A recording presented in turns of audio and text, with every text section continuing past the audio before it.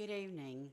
We'll now call to order the Newton County Board of Commissioners meeting for July 21st, 2026. I'll ask Commissioner Henderson, would you have our invocation? And Commissioner Long, would you lead us in the Pledge of Allegiance? Yes, ma'am. Thank you. Would everyone bow their heads, please? Most gracious Heavenly Father, we come before thee with thanksgiving in our heart. We come just to say thank you for all that you have done for us in our lives. And then we want to thank you for this day that soon will be ending because of you and because of you allowed us to see it. But most of all, work with us, turn us in the direction that you would have us go. In our Lord and Savior Jesus Christ's name, amen. Right, stand, please.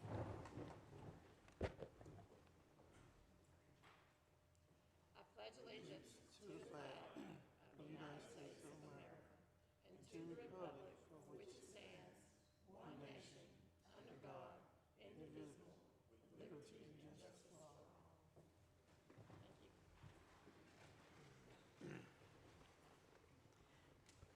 The next item would be to adopt tonight's agenda. We have an amendment to the agenda before we adopt our agenda, and that would be to move items 8, 9, 10, 11, 12, 13, 14, and 15, and those are grants for our juvenile court, to move to our consent agenda tonight. Second. All in favor? Okay, thank you. Those will be moved. We'll move to item 4, and that would be public comments. Each speaker is allowed 3 minutes to comment on any agenda topic. Oh, I'm sorry. Sorry, thought we did that. Okay, now we need to adopt the agenda since we got that amendment. Thank you. So moved. All right, all in favor? Okay, thank you. Now we'll go to the public comments. Each speaker will have 3 minutes to comment regarding agenda topics only. Do we have anyone that wants to speak tonight?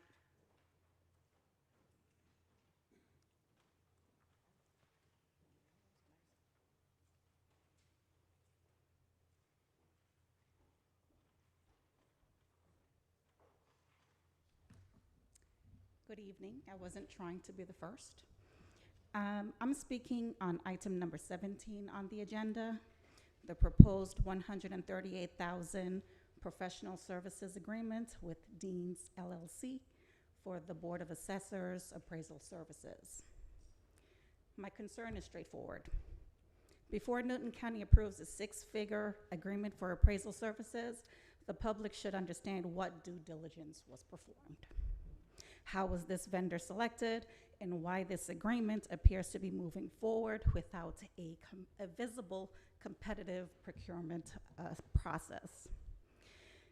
In my preliminary review, I could not locate an open, closed, or pending bid for this appraisal service on the county's procurement website.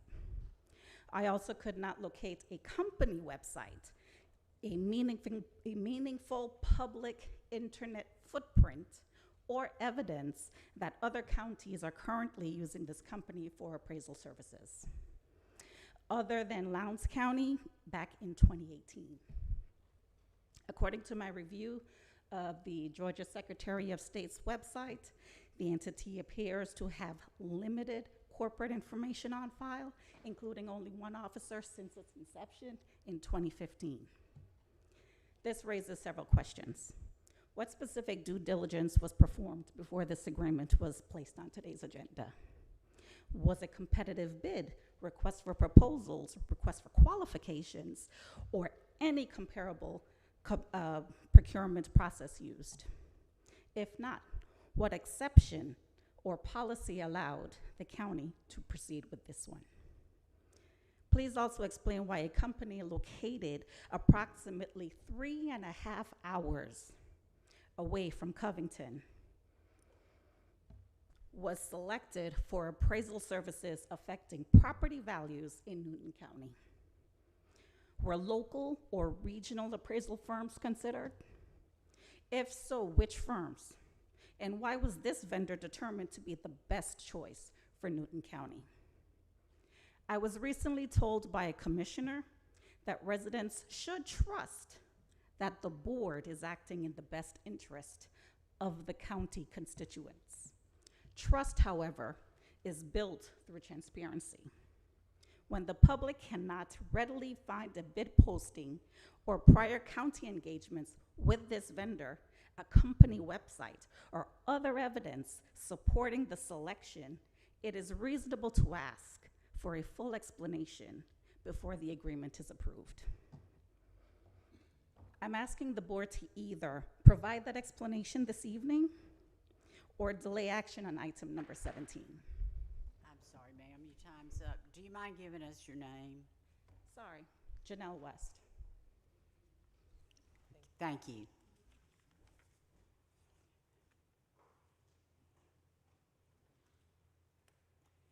Do we have anyone else?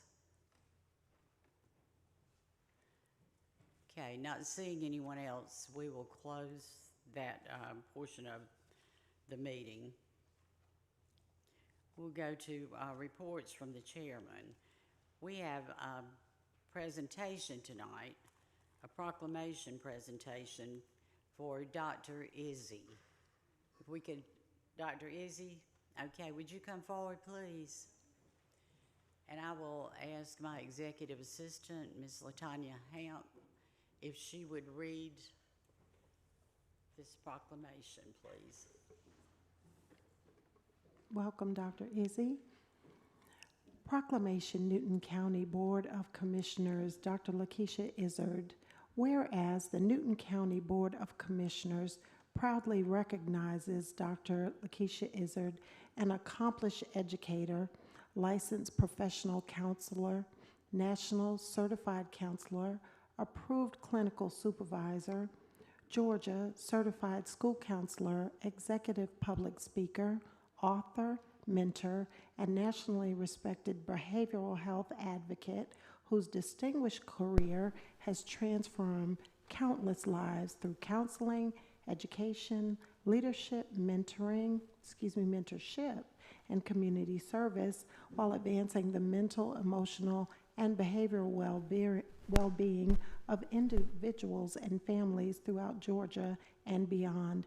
And whereas Dr. Izzy has faithfully served Newton County and the state of Georgia throughout numerous leadership appointments, including as Newton County's representative of the Georgia Department of Behavioral Health and Development, Disabilities Region 3 Advisory Council, while also serving in influential leadership roles with the American Counseling Association of Georgia and the National Alliance on Mental Illness, Georgia, where she established strategic initiatives, expanded advocacy efforts, developed diversity, equity, and inclusion programs, strengthened professional partnerships, and advanced statewide behavioral health awareness. And whereas Dr. Izzy's commitment to collaborative leadership has fostered meaningful partnerships with numerous local, state, and national organizations, including the Georgia Department of Public Health and the Georgia Department of Behavioral Health and Development Disabilities, NAMI Georgia, Silence the Shame, Clark Atlanta University, the American Counseling Association, the American Psychological Association, the National Board for Certified Counselors, faith-based organizations, and community stakeholders, resulting in innovative programs that have strengthened behavioral health outcomes, community resilience, and public awareness throughout Georgia. And whereas Dr. Izzy, her extraordinary contributions have been recognized through numerous prestigious honors and awards, including the historic One Newton Award, the Newton County Community Champion Award, the NAMI Georgia President's Award, Outstanding Leader of the Year Award, the Georgia Women's Legislative Caucus, Nikki T. Randall Servant Leadership Award, recognition by Georgia State Senate, the American Counseling Association Southern Region Leadership Award, and many additional distinctions honoring her pioneering leadership, innovation, advocacy, diversity initiatives, and unwavering commitment to public service.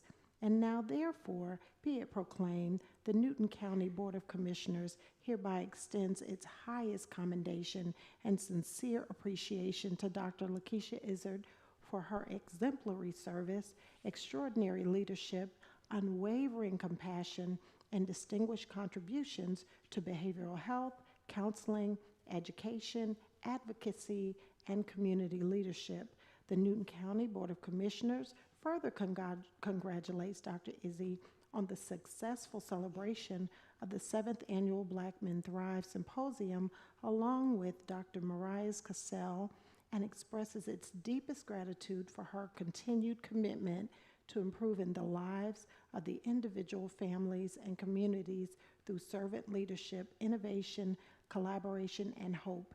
In witness whereof, the Newton County Board of Commissioners has caused this proclamation to be adopted this 21st day of July, 2026. Chairman Linda D. Hayes and our Newton County Board of Commissioners. Thank you, Dr. Izzy. That was a mouthful. Thank you all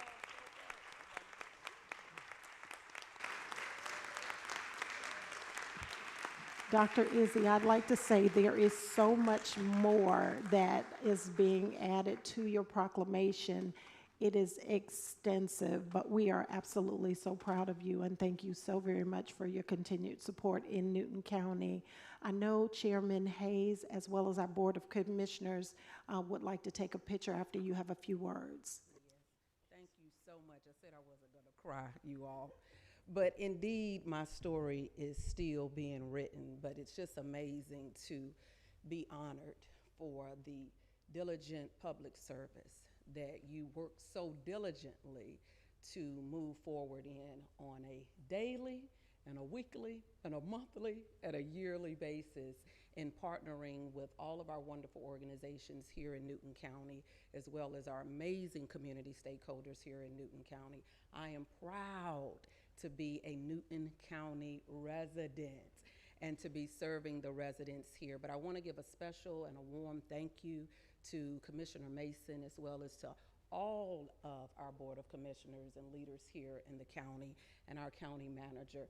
This is what you all work diligently for in your leadership in order to stand alongside someone like me who is a leader in this county. And it feels wonderful to serve individuals who we consider to be a vulnerable populations, such as the mental health community, the substance use community, and even the incarcerated. So again, thank you, thank you, thank you. Thank you. We would love for you all to come forward and take a photograph. I think Mr. Bryan will be taking the picture. Dr. Izzy, if you could stand up front in front of the partition here, and our commissioners and the chair can stand behind you, supporting you.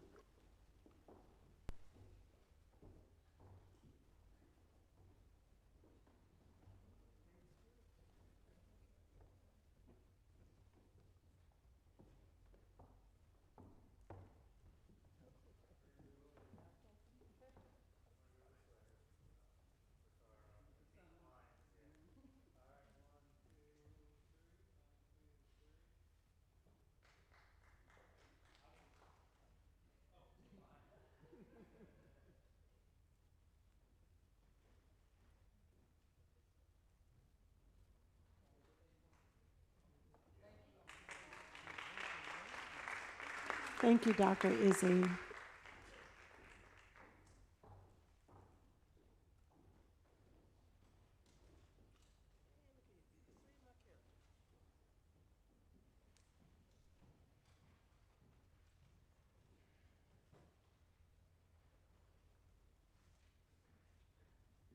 Commissioner Mason. Thank you, Madam Chair. I just wanted to add to that it's definitely an honor for Newton County Board of Commissioners to recognize Dr. Izzard for her outstanding leadership and unwavering commitment to advancing mental health awareness in our community.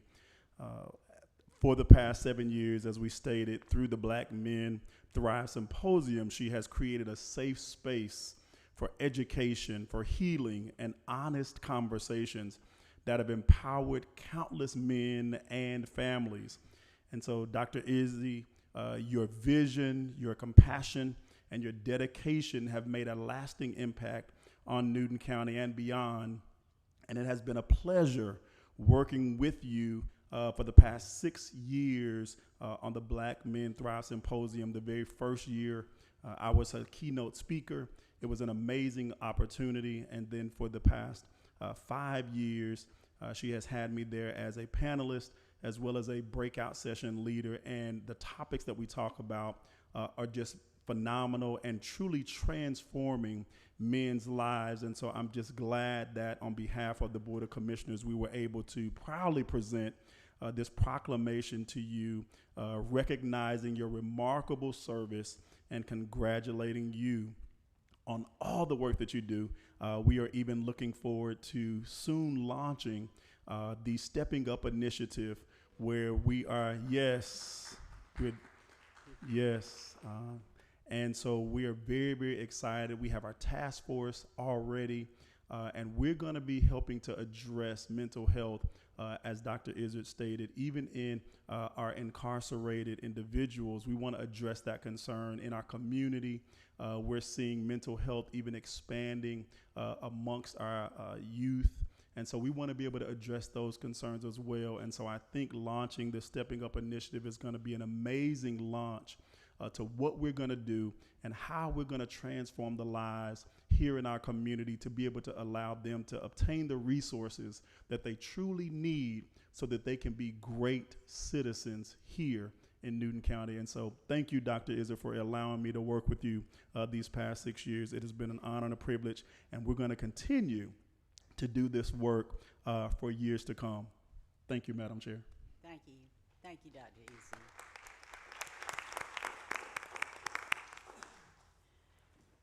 Now we'll move to the report from the county manager, Mr. Brown. Good evening, Madam Chair, Commissioners. I would like to invite Ms.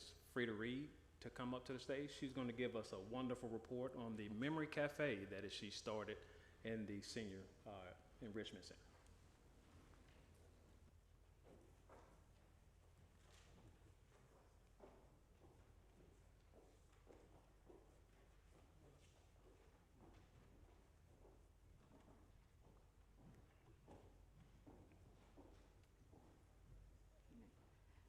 Good evening, everyone. We stand before you honored to bring to you something that's dear to our hearts. And this is a disease that is a unforgotten disease, but it's something that's popular now within not only our seniors, but in the general population. And we're talking about dementia and Alzheimer's. We were privileged to be selected by Northeast Georgia to become a pilot program for the Memory Cafe. And what you want to say, what is the Memory Cafe? The Memory Cafe is a session that we have every fourth Friday from 10 to 12, and where our caregivers come together with their people that they're caring for, and we just have a lot of fun. We have a lot of organizations that come out and volunteer and work with the seniors. You would just be surprised of those that didn't speak and didn't talk to their family members when they come out into the public. You would not think they would talk and speak, but we have ladies now that sing. We have ladies now that dance. We have caregivers that feel like when they come in, you could hear it when they go. And so I'm going to let Dr. McCrae speak to you, because this is something that's dear to her heart, because she's been through it, she's gone through it, and she's a worker. And I'd like to introduce to you also Miss Justine Walker, who is my deputy director, and she's working with the program as well. Thank you, Ms. Frida. Good evening, everyone. A couple things. I'm still a caregiver of an adult child, and I was in that sandwich generation, they call it, where you're caring for a parent and your child at the same time. And one of the things that happens with caregivers, one of the things, I didn't want to give too many stats, but I want to talk about this, that 30 to 40% of dementia caregivers suffer from depression. And clinical studies show that almost 50 to 70% is reported from doctors. And the word respite, sometimes people think respite just means a break, but it's not. It's taking a step back from a situation that's unpleasant and exhausting. And most caregivers feel ashamed to admit that they're exhausted or that it's unpleasant. And when they come to the Memory Cafe, we give them an opportunity to forget about that. We have a party for 2 hours, but what we do is cognitively challenging to the person with dementia, but they don't know it. So they're just having fun with balloons, playing volleyball, dancing, and as she said, the caregiver sees their loved one come back to them through music, through arts, through dance, and through those activities. So I invite you to come out again. I heard you came out when I was dealing with bereavement, but we invite you and the public, please come, volunteer, support, and see what's happening and transforming lives here at the Memory Cafe. We have a short film video for you to see, and it's touching. You know, how many in here have relatives or know someone that's dealing with dementia or Alzheimer's? Okay. All right. So, I got chills. Okay, Brian, you can roll it.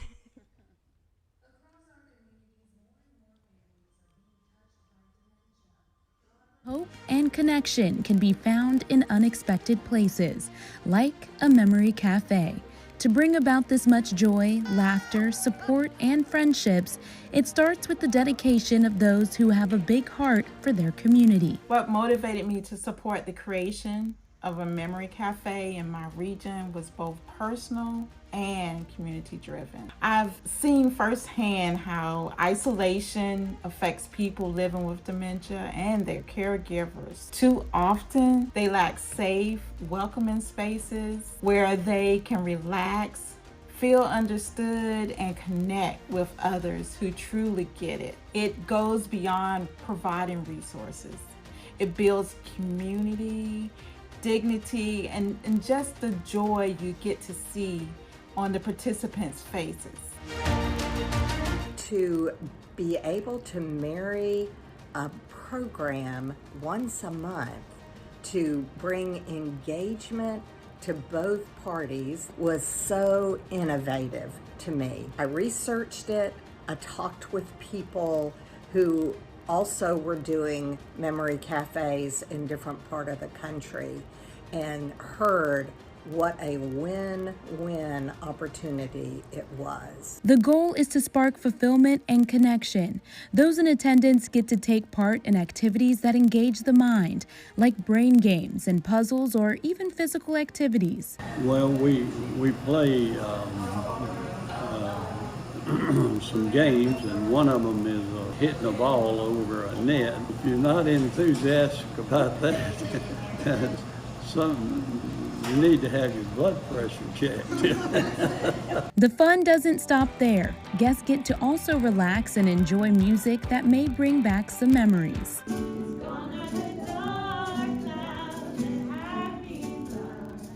The really wonderful thing about music is it is so complex with all these different elements of the beat, the lyrics, the speed, the melody, and all of those elements are processed in different areas of the brain.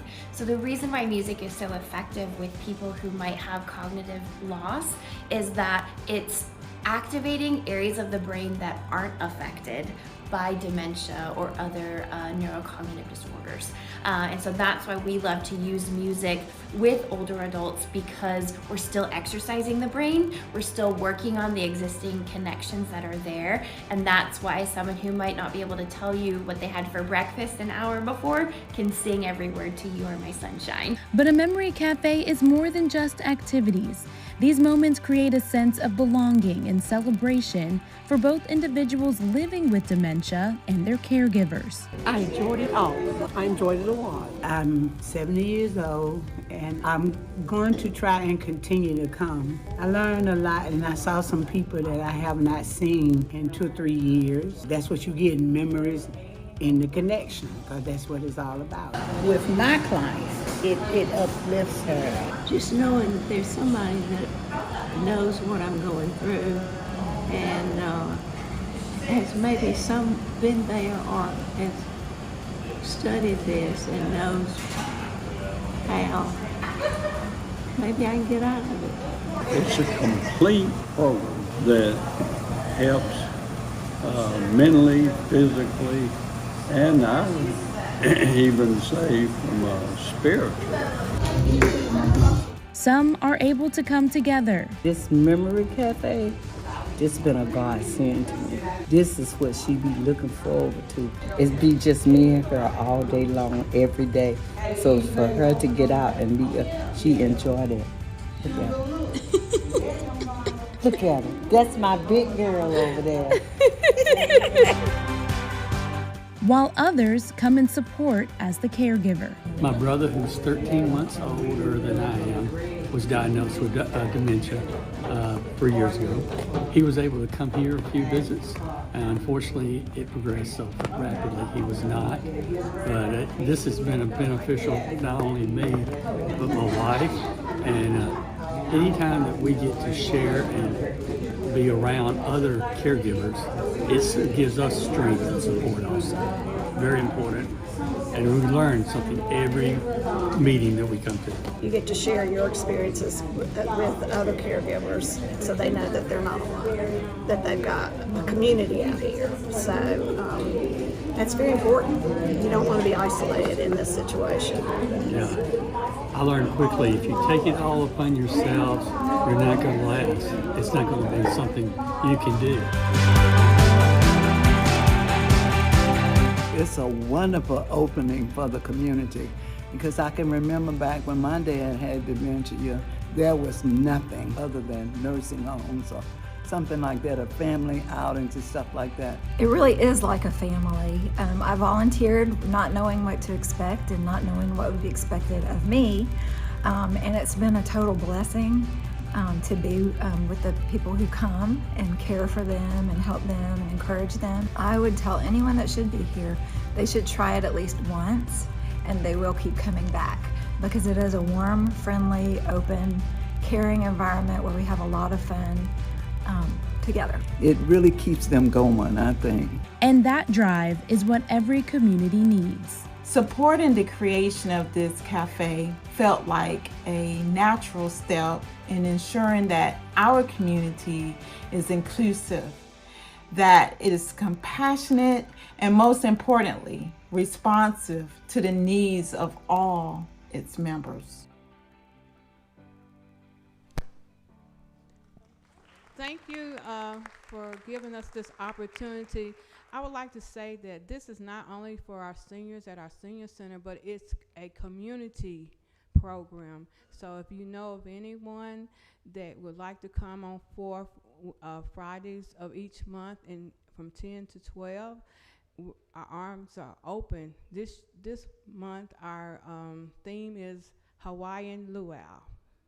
Last month it was disco. So they've been having a good time, and I'm gonna let Dr. McCray close, but I thank you, commissioners, and thank you, County Manager James Brown, for allowing us to do this. Thank you so much.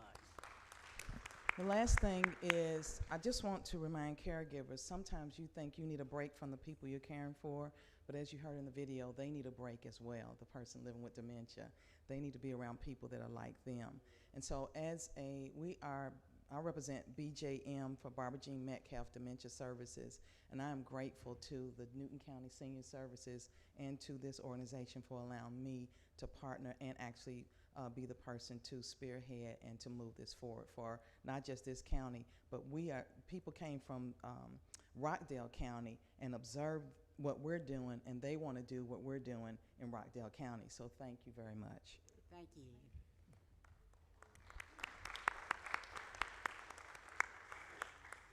Well, it's 7:30, so we will go to our zoning hearings now.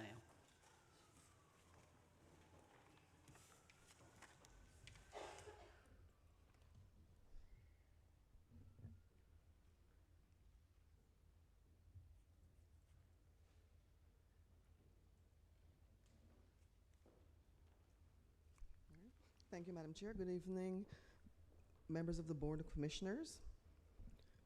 Our first item this evening is old business, and our June board meeting. This was an item, this is the moratorium that we had to go back to close out. It was tabled for 30 days, so it is back before the board now. It has already been approved. The amendment for convenience stores has already been approved, and now we just have to go ahead and terminate the moratorium on convenience stores.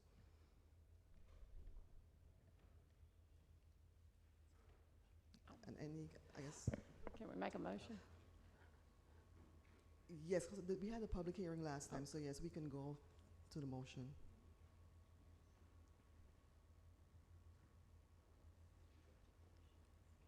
Is there a motion? Yes, I'd like to make a motion. I'd like to make a motion to table this again so we can have the UDO meeting that we're having this week and make sure that all these items tie in to the current UDO changes and make sure that everybody understands this amendment once again. It's such a big part of the UDO, and so I would like to table it at least until 30 days. Any discussion? All in favor? Okay, thank you. You go to the next. Thank you, Madam Chair. Our second item this evening is an appeal case for the Riverstone Grove mixed-use development. This is a preliminary plat that was heard before the Planning Commission in June. Case number is APP 26-000001. The name of the appeal applicant is Samir Narsadani of 21st Century LLC. The original case number, which was the preliminary plat, is PP 26-000001, and that applicant was the same, Samir Narsadani. The address, or we have several addresses. There are 3460, 3488, 3494 Salem Road. It's actually located at the corner of Salem Road and Kirkland Road. Tax ID numbers are 0012-031, 32, and 33. The proposed use is single-family residential townhomes and retail, so it is a mixed-use development. Current zonings are office institutional, single-family residential, and they're in the Salem Overlay Tier 2, which is moderate commercial, as well as Tier 3, which is the town center. Watersheds are South River and Yellow River. Character areas, the live-work corridor. The proposed density is 4.76 units per acre for the portion that falls in Salem Tier 2, and 6.96 units per acre for the portion that falls in Tier 3. And this is in Commissioner District 3. So the request today is to appeal the Planning Commission's decision to deny the preliminary plat for the Riverstone Grove mixed-use development. And the original request was to present for approval the preliminary plat for this mixed-use development. And they're proposing 28 townhomes and a 4,400 square foot retail building as part of the mixed use. So on May 26th, the Planning Commission denied the preliminary plat for the Riverside Grove mixed-use development. Several individuals expressed concern and opposition at the Planning Commission meeting in reference to the existing high residential density on the western side of the county and traffic congestion in the project area. One attendee inquired whether a traffic study was warranted for this development. So Planning Commission members reiterated concerns with potential additional traffic that a development with townhomes might bring, despite the widening of Salem Road by GDOT. And again, the character area is live work, appropriate use in that character areas for development node, and appropriate zoning, we have single family as well as office institutional, which are both included in this petition. So the plat analysis. So it's the role of the Planning Commission, when it was presented to them, to review the plat for compliance with sections 460 Salem Overlay District and section 1415-030, which is reviewed preliminary plats per our UDO. So staff has reviewed the plat for potential substantial adverse effects on the neighboring properties and transportation network. And there is some impact anticipated with additional cars. However, GDOT is currently widening Salem Road. The Salem overlay does not have a minimum lot size for townhomes, but the size and number of the townhomes allowed per acre complies with the overlay requirements. Residential and commercial units share two entrances on Kirkland Road and the other on Salem Road. And the development is bordered by duplexes to the east and multifamily residential properties to the north, interspersed with commercial properties to the north and south. The existing land use and zoning districts in the immediate surrounding area are compatible, and the development complies with the comprehensive plan. Therefore, staff is of the opinion that a proposed preliminary plat may be appropriate for the subject site. If the plat is approved, it is conceptual in nature until the final plat is approved. And just a brief background, it is located at the intersection of Salem Road and Kirkland Road, falls within office institutional, single-family residential zoning districts, and it meets the required conditions for mixed-use development. So the tier in the overlay is what allows the residential to occur in the office institutional zoning, as well as, the residential zonings. So the parcel consists of single-family residential. It had a house on there previously. There was also a business, and that was been demolished. And the other two parcels that make up this development are undeveloped. So they're proposing 4,400 square foot retail building with the parking and 28 lots for townhomes with the required open space, mail kiosk, parking, sidewalks, stormwater detention pond, utilities, picnic pavilion, playground, etc. Comments from staff. So the plat consists of 28 townhomes, 4,400 square feet of retail. It's being divided into 3 units on 4.35 acres. And the following comments were made at various departments that completed the review. So the Newton County Fire Department reviewed in accordance with the International Fire Code regulations and recommended for approval with one condition. So the one additional hydrant is needed, and the proposed hydrant is over 600 feet away from the other one. So the plans do show a suggested location for this extra hydrant. The Transportation Department, they reviewed and recommended approval with one condition, which is to obtain a driveway and encroachment permit from GDOT for all driveways on Kirkland Road. Development Services also reviewed in accordance with the UDO, recommended approval. They had to remove one townhome, however, to maintain the density allowed in the overlay. And the stormwater review was also approved for detention and runoff. GIS, they reviewed with one approval. They had to change a street name since we had multiple streets already with the word stone in them. The Newton County Water and Sewage Authority, they reviewed and recommended for approval. And the GDOT reviewed and approved access to and from the Salem Road. So in conclusion, the proposed preliminary plat, it was denied on 5/26 by the Planning Commission. The existing land use and zoning districts in the immediate surrounding area are compatible, and the development that complies with the comp plan. Therefore, staff is of the opinion that the proposed preliminary plat may be appropriate for the subject site. If the plat is approved, it is conceptual in nature until the final plat is approved. Recommended conditions. So the proposed plat has been reviewed by Development Services and meets the applicable zoning and subdivision requirements in section 1415-030, which is the preliminary plat review, as well as the Salem overlay requirements in division 460. And staff recommends approval of the plat subject to the following conditions. Prior to obtaining a land disturbance permit, all comments from the Newton County Fire Department, Development Services, and Transportation Department shall be addressed. And prior to obtaining a land disturbance permit, the comments from external agencies, such as the Newton County Water and Sewage Authority and the GDOT and the Georgia Soil and Water Conservation Commission shall be addressed. So this is the location of the parcel. We have Kirkland Road and Salem Road. So these are the 3 parcels in question today. This is the current zoning. 1 parcel is office institutional, and the remaining 2 are single-family residential. These are the overlay tiers. So tier 2 in the green, which is moderate commercial, and then we have the tier 1 residential in yellow. This is the proposed preliminary plat for the subdivision. So we have our commercial section on this end here, and then the 28 townhomes with access from Kirkland Road as well as Salem Road.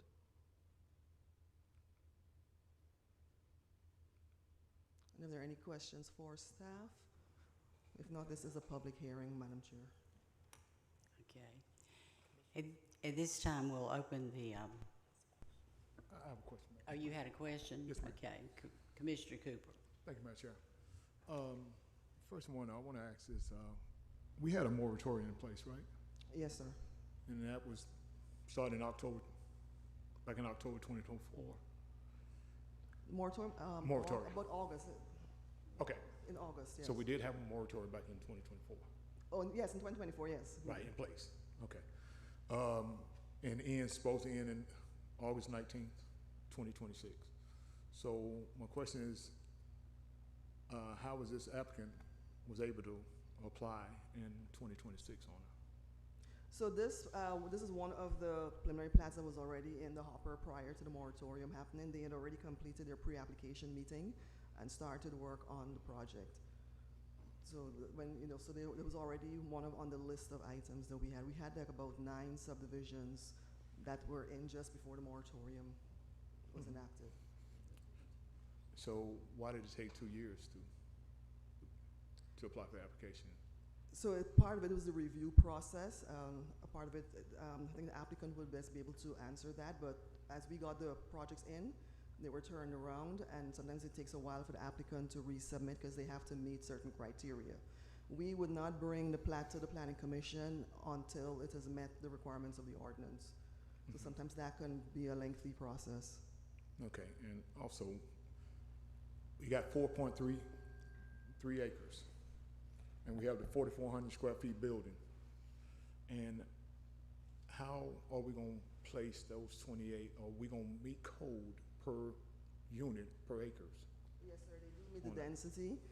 The density for townhomes in the Salem overlay, it's about 7 units per acre, and they're at 4.35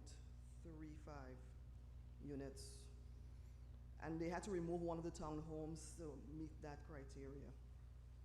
So they had 29 originally. And also I know the planning asked for a traffic study. So have we done a traffic study? So this subdivision did not meet the threshold for that. However, that could be at the board's discretion. Yeah, I would like to see a traffic study because of what we got already going on present on the other end. And so, I mean, it's a lot of traffic. So, I mean, we need a traffic study. Okay. How old is the traffic study? So why did it not require one? It doesn't meet the criteria in terms of number of units, right? They have to be 100 units or over for multifamily to hit that threshold. What is the number of units? They have 28 units. So 29 makes it have to get a traffic study? 100 units for multifamily.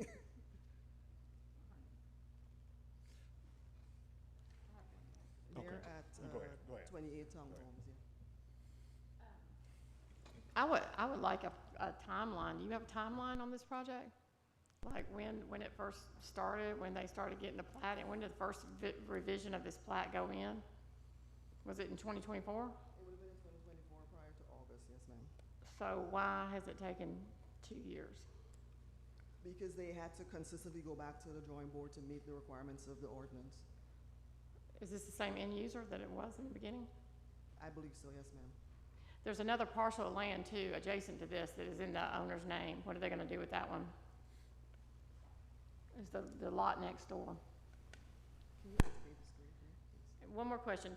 Does the 4,000 square foot building, how does that factor into the 4.35 per unit? So the 4.35 units, that is the density just for the residential portion, for the townhomes. And the Commercial portion, that doesn't necessarily have like a size restriction. That is restricted by impervious surface.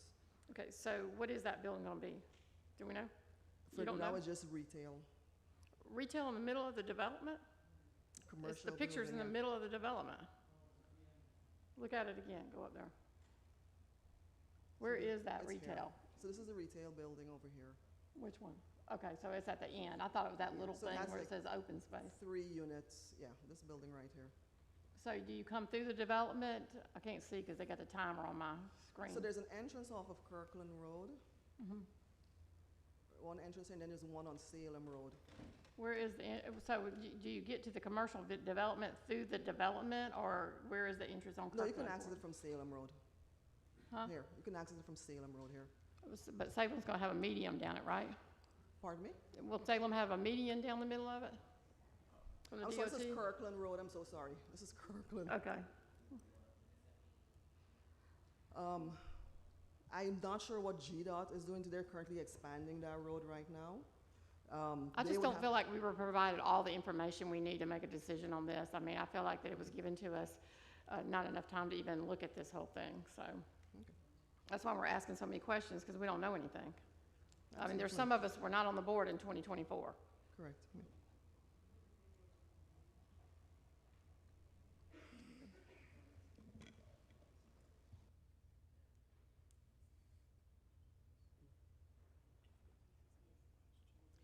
If no one has any more questions, we will open the meeting for the public hearing.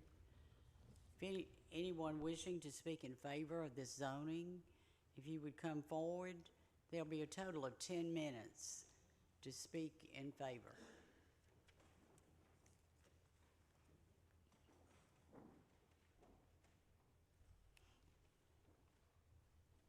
The sun is cooperating. John Nix on behalf of the applicant with Mark Walton of Patrick and Associates. First of all, in hearing some of the comments, my client is prepared to, even though it's not required, to engage a traffic study. And based on all of the questions, this is more questions than I've ever had before I started making a presentation. My client has also agreed, if it would be to your convenience to get more information, to defer this cycle, if that would accommodate the board. It's challenging enough to get decisions that you're seeking when you're standing over here, and I would hate for it to be because y'all didn't have enough information. So we would like to ask for a deferral based on what I'm hearing from the board, and we will commit to a traffic study.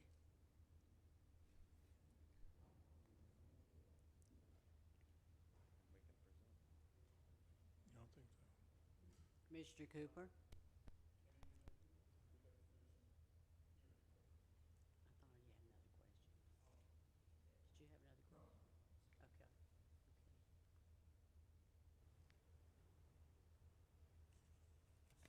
Okay, you want to reserve your time? Oh, you mean for the next time we come, are you deferring or tabling, or you want us to go forward? I'm sorry? Okay. Well then, what I'll do is reserve my time. Wait a minute. Wait, just 1 second.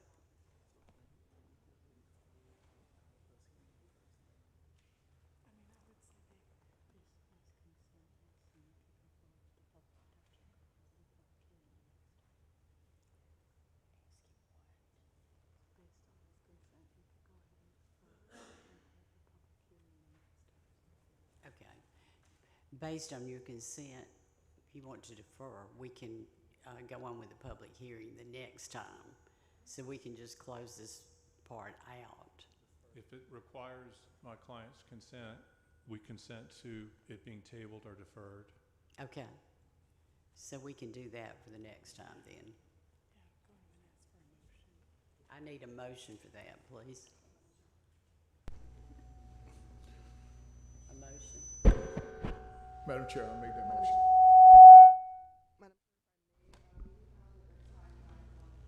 Tabling it for? 60 days? 60 days? Okay. Do we have? I make the motion to Okay. table it for 60 days. Okay, is there a second? Second. All in favor? Okay, so that passes and we'll table it for 60 days. Thank you. Okay, thank you. Oh. Are you wanting the traffic study to be completed in that 60-day period? It might be a little aggressive, but we can try. You need more time? Well, it just depends on availability of the traffic engineers. If you could just get back with Shayna? Yeah, what we can do is see the availability, and then I can report back to her, and maybe that'll adjust the date. Okay. Because I think you probably want that before you hear us again. Okay. Or you hear us for the first time. Okay. Is that okay? Okay. Thank you. Thank you.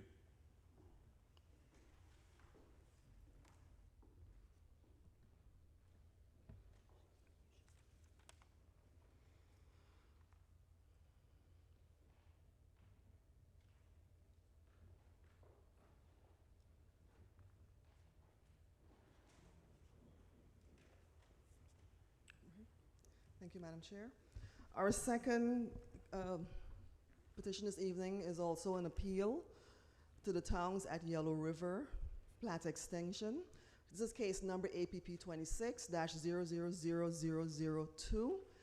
The name of the applicant for the appeal is from Georgia Capital, represented by Jane Blair Myers. The original case number for the Plat Extension was PP 26-000002. And the applicant was the same, represented by Jane Myers. Property owner is Georgia Capital. The address 730 and 740 North Crowell Road. Tax ID numbers 25-104 and 43-36A. This was a proposed mixed-use development, residential and civic uses. And the existing zonings were DR, which is single and two-family residential, and R2, which is single-family residential. And it is located in the Almond Overlay Tier 1 residential overlay district, as well as the Almond Tier 2, which is a non-residential mixed-use district. It's located in the Yellow River watershed. Character areas are established suburban core and conservation recreation. Density is 3.41 dwelling units per acre. And the size is on 28.16 acres, 96 lots, Commissioner District 4. So this is a plat extension, which means that this preliminary plat was already approved, and they just needed additional time.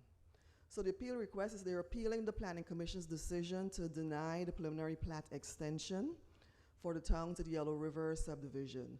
And the original request was to present the plat to be extended. And they're proposing 96 lots on the 28 acres. So just a brief history.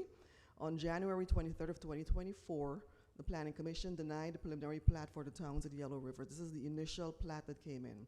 March 19th of 2024, the Board of Commissioners also denied the plat for the towns of the Yellow River. Following litigation, the preliminary plat was approved by the court on July 25th, 2024. On April 30th, the developer submitted traffic study providing project-generated trips to our department and for developments along Crowell Road. The traffic study was complete for the developer based on current edition of the Institute of Transportation Engineers Trip Generation Manual.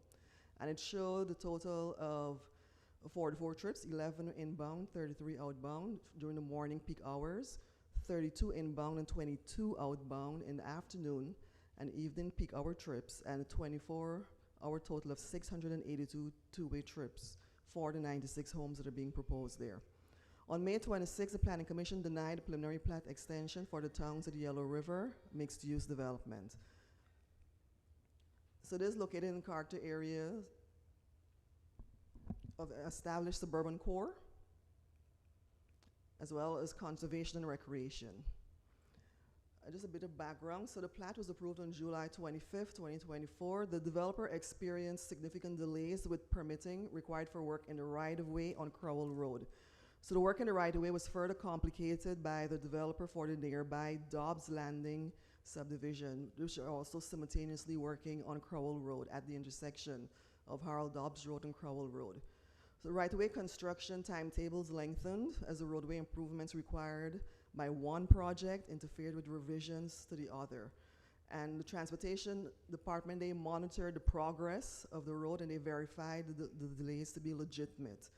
On May 26th, it went before the PC for an extension. For this reason, it was denied. So basically, as you'll know, we have Dobbs Landing that is also going up at that very junction, and they are both have to do work on Crowell Road in terms of implementing decel lanes and left turn lanes and so on. So the two projects are kind of working with each other, and that has caused some delays in getting that done. So this is why they're requesting the extension. And again, the property is located on Crowell Road. We have the residential zoning, as well as the Almond Tier 1 and Tier 2 overlays that it's in.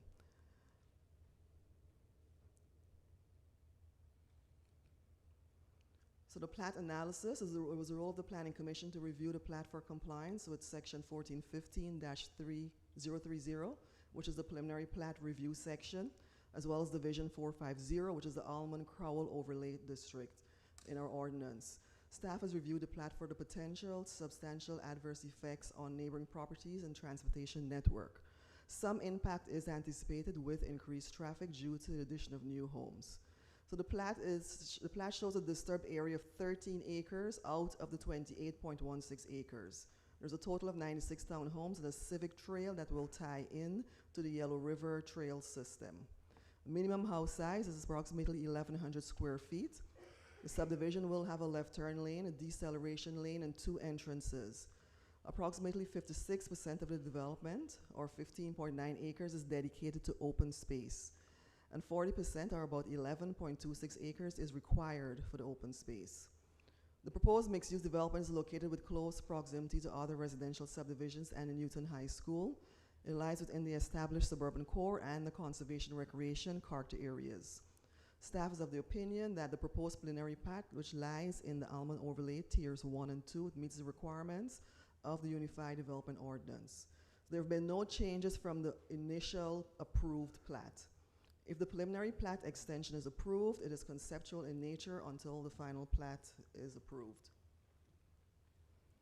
And the comments we have from staff, from the fire department, it was reviewed in accordance with the IFC regulations and recommended for approval.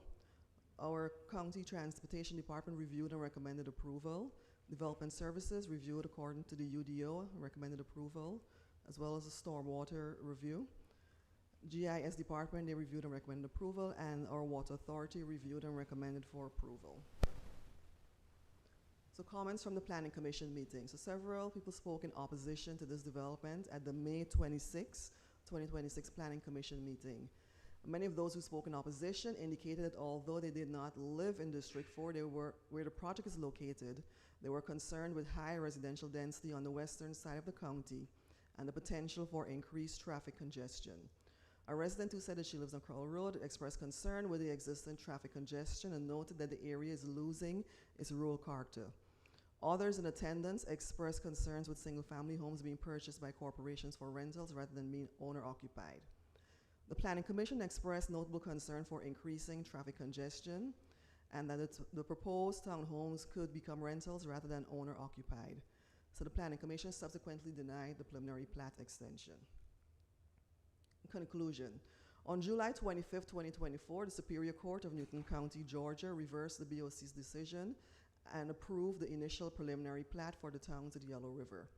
The applicant is asking for an extension to complete the land disturbance phase and final plat for the project. In reviewing section 1415-030 and division 450 of the Newton County Unified Development Ordinance, staff recommends approval of the preliminary plat extension subject to the following conditions. Extend the preliminary plat expiration date for 12 months from this meeting date. Prior to obtaining a land disturbance permit, all comments from the Newton County Fire Marshal, Development Services, and Transportation Department shall be addressed. Prior to obtaining a land disturbance permit, all comments from external agencies such as Newton County Water and Sewer Authority, GDOT, and Georgia Soil and Water Conservation Commission shall be addressed as applicable. The plat will have 2 entrances and will include left turn lanes and decel lanes as approved by the Transportation Department. The trail system shall be open to the public and have benches or seating areas along the trail. The walking trail shall connect to the Yellow River Trail system. The mixed-use development shall conform to all applicable requirements of the Almond Overlay, and the civic area will remain privately owned but available to the public. So these are the parcels we're looking at. It's these two over here. There were formerly duplexes on them. This is a nearby Dobbs Landing project that is also in progress right now. So they're working on the roadway here. These are our zonings, R1, and DR. We have our overlay, Almond Tier 2 in green and Tier 1 residential in yellow. This is the proposed preliminary plat for the, that was proposed initially. Like I said, there were no changes from the plat that was already approved. They're just seeking an extension to continue the work, their land disturbance permit, and then get into final plat.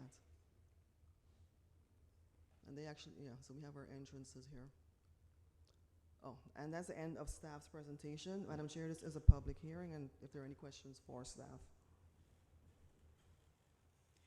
Commissioner Edwards. Thank you, Madam Chair. So, Shana, so the Superior Court's decision to reverse our decision and approve that final plat caused a delay in the overall timeline process. Am I saying that right? That would have pushed it back some, as well as the coordinated work they're trying to do with Dobbs Landing to get the to improve Crowell Road in terms of adding the decel lanes, left turn lanes, and so on. So it is a combination of items. Okay, so and I know probably some of the public is thinking this is you're looking to extend the size of this project when in fact it's not. It's an extension of the process. So Yeah. extension of the timeline, is that right? Correct. It is there, yes, just the time. And that was in 05 that the court reversed our no? 2020, last year? I mean 2025, yes. yeah. It was on, July? I'll tell you right now, July 24th. Okay. All right. Oh, Thank you. here. Thank Yeah. you, Madam Chair. Commissioner Long. My questions are that you're talking 2 years. All the studies were done 2 years ago. We've had a lot of change in that area, a lot of road movement, a lot of traffic in that area. So we're talking about old data for 2 years ago on this project. So, you know, for me, I think that the whole area has changed since then. I don't know what takes these people I do know what takes these people so long. I know they're flipping these properties and trying to get end users, but I think the thing that I have a problem with is this community, in 1 year things change. Now we're talking about 2 years. And we don't have any updated information. We don't have an updated traffic study or anything. We did not ask for any of that, right, on this plat renewal. On this extension, no, we did not, because it's the initial preliminary plat they're extending with the initial conditions that were approved. Okay. But even though they've taken so long, we don't have any updates from any of this stuff. In terms of an updated traffic study, no, we did not request an updated traffic study. That is a big concern. Okay. Commissioner Henderson.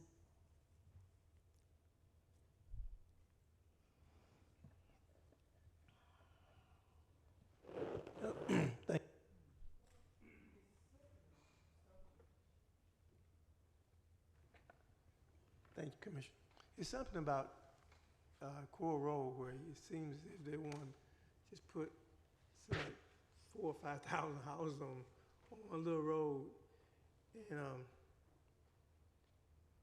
and it's already congested, clogged up. And it's my understanding that Judge, if I'm not wrong, correct me please, Judge McAfee, he was the one who overturned what we had. We denied it. Yes, Judge, yes, Shavita, ma'am, yes, sir. Yes, and so I would, after we get through with all the public meetings, I'm looking forward to tabling it and getting back with staff and see what we can do, if we can do anything, and hopefully try to either slow it down or stop it.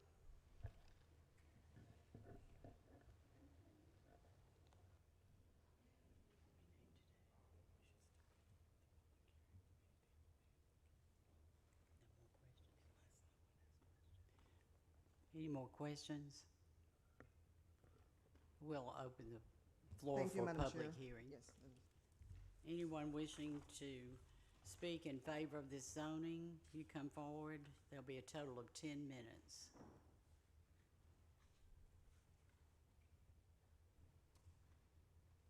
Is there a, we had a presentation.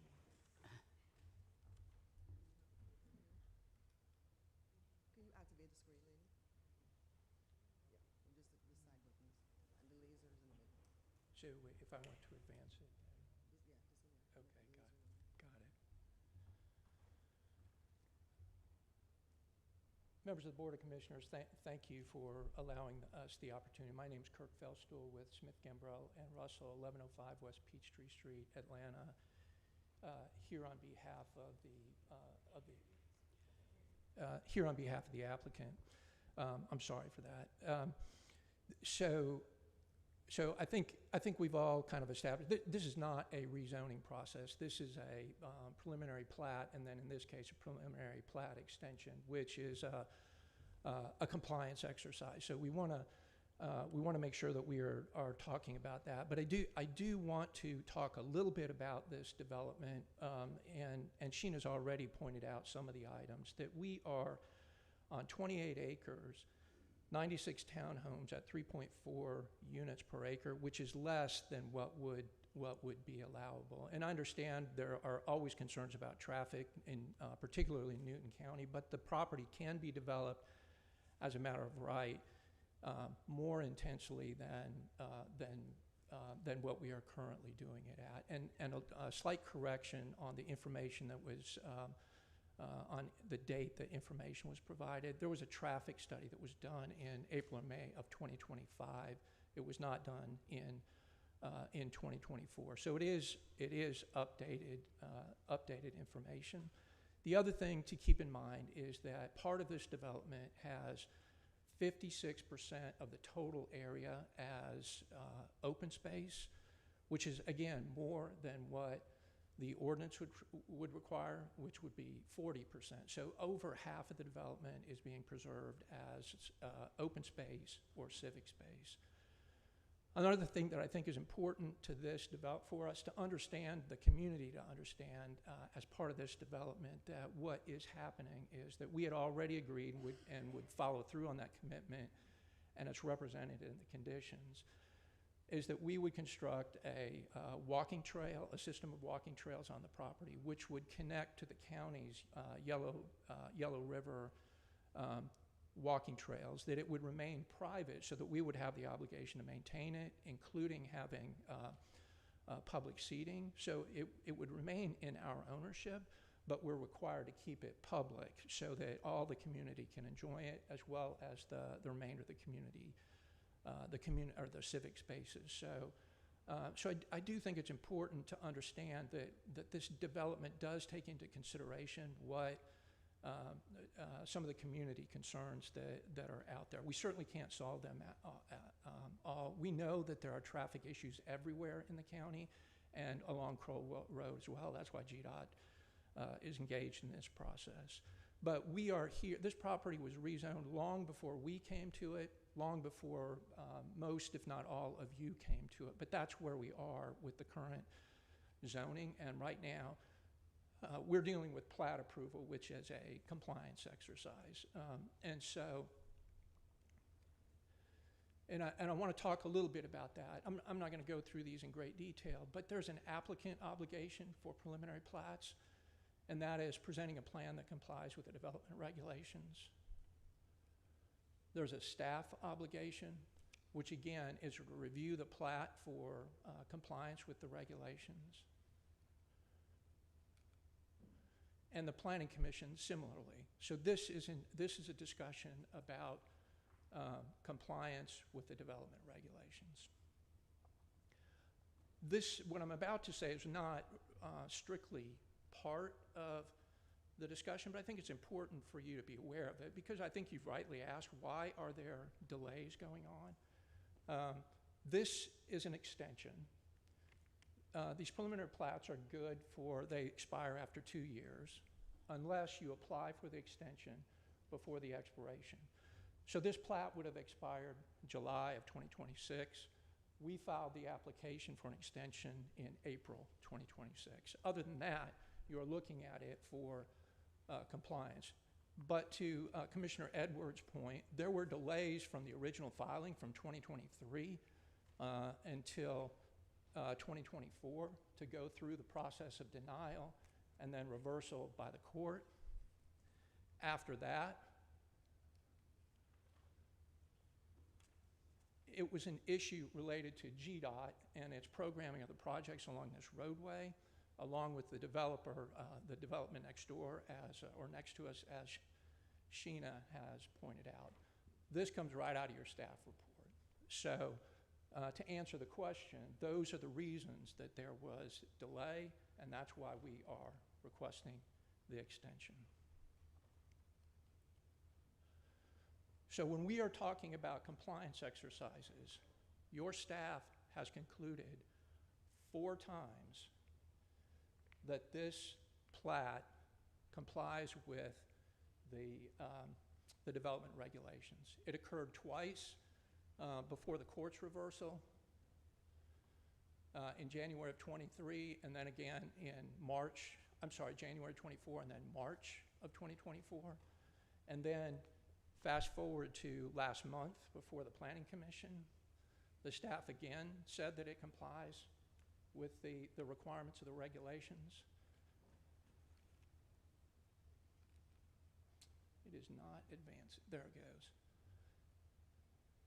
And the staff has concluded again here that we are in compliance with the plat. The plat has not changed, so we are in compliance. We all know, because we've talked about the litigation, that there was a court order. I'm not going to go through the whole thing. We made it part of the record, but it is important to understand that the court concluded the plat did, in fact, comply with all provisions of the Newton County Ordinance and the development regulations. So as a matter of law, the court has concluded that we are in compliance and nothing has changed. We don't want to go through litigation again. We hope you don't want to go through litigation again. We understand that there may be some community opposition, but this is a time to look at this with an eye towards objective compliance, and we would request approval of the extension. Thank you. We'll reserve the rest of our time. Okay.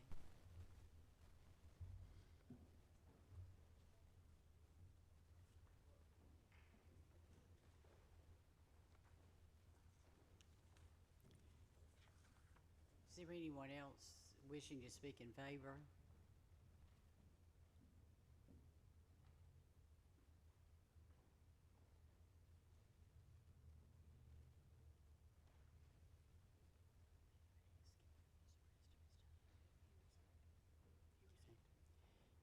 Okay, you reserved the rest of your time.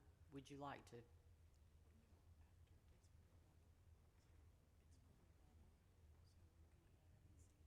Okay. Do we have anyone wishing to speak against this zoning? It'd be a total of 10 minutes. Good evening. My name is Kim. So I was one of the ones that spoke in opposition during the Planning Commission, and I just want my voice to be heard in reference to when it was mentioned about the rentals. I live in Westfield Village. I came to a meeting in February here at the courthouse when it was 38% rentals in Westfield Village. March it was 52% rentals. Now, as of today, up under the sound of my voice, whoever listening, either virtual or in place, there are now 81% rentals in Westfield Village. Georgia, Metro Atlanta is the epic center for rentals. Invitation Home is setting the market in Westfield Village, and we are all losing property value. So that night at the Planning Commission, it was asked, are these homes for sale or for rent? Because this is what Pulte did to us, the Phase 1 homeowners in Westfield Village. We were never told that it was going to be 81% rentals. So we have a right to know if a community is going to be zoned for single-family homes, let it be single-family homes. If it's going to be zoned for rentals, then allow us to make the decision if we want to rent there or live there. And I don't understand, every time we come to a meeting, we ask, can there be a cap? So I did my research. Clayton County has banned rentals altogether, meaning that they will have to zone housing area where the entire housing area is for rentals. Cherokee County has a cap on any mixed-use housing residential, 10% cap on rentals. And I just wanted my voice to be heard. That's why I was in opposition of it, because it seemed like Newton County keep allowing mixed-use, high density, and it turns into a rental property. I understand that President Trump signed a bipartisan bill, the 21st Century Road Housing Act, that puts a cap of 350 houses that a corporate landlord can purchase. So that means that Invitation Home has already purchased 350 houses in Westfield Village. They can go to another housing area based on this law and purchase another 350. There comes a time where we're going to have to fight stuff like this and not allow so many rentals, because corporate landlords are taking over the housing and they're pricing potential homeowners out of homeownership. Thank you for allowing me to speak.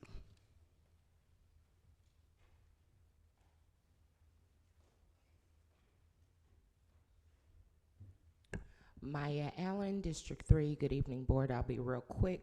Two things. One, if the people that you put on the Planning and Zoning Board deny it, you should follow suit.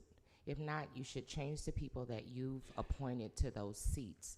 Secondly, isn't this the same one you referenced Superior Court that sued Newton County in order to get their approval? And now they're wanting an extension. You don't have to do that, and they know that. And that's why he pretty much threatened litigation.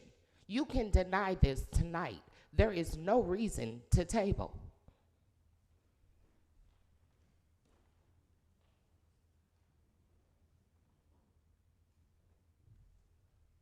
Tina McCrae, Dr. Tina McCrae, District 2. Two things. The screen talks about the UDO there, and Commissioner Long talked about how there was some other things that should be tabled until you all have the meeting about the UDO. And I think that something to think about is, because of the way the UDO was written, if you're going to be making some changes and doing some review, why not hold off making more decisions? This one here, as people previously said, deny it.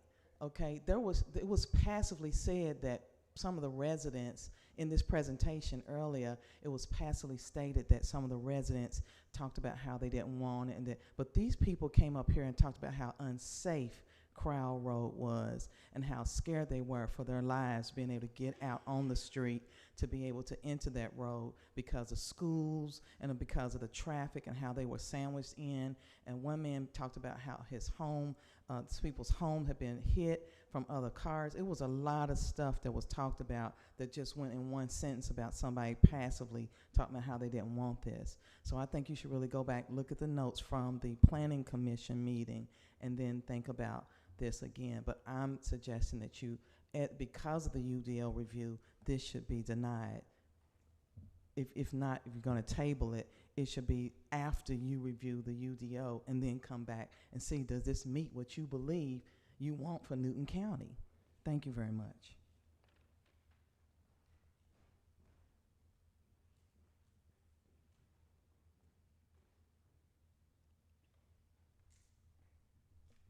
Hello, I'm Mike Strange, and I own all the property adjoining that property, all the way from Crowell Road all the way to the river. And my property actually goes half of the river. So nobody has ever come to me and said, we want to take and, make a walking trail or anything like that. So there's been no discussion on that. Nobody's ever come to me and said that. That's number one. Number two, there's an apartment complex that's starting to rent now that's going to have 250 250 apartments. So that's going to be, each family most time has 2 cars, so that's 500 cars. Then you got a subdivision across the street that they're building, and it's going to have 250 homes. That's going to be another 500 cars on Crowell Road, and now they want to put this next door to my property over here and going to have who knows how many more cars. So the traffic's just horrific out there. I mean, I'm in total denial of this. I mean, I want it. You shouldn't have never got this far. It should be denied. I'm gonna let somebody else speak. Thank you.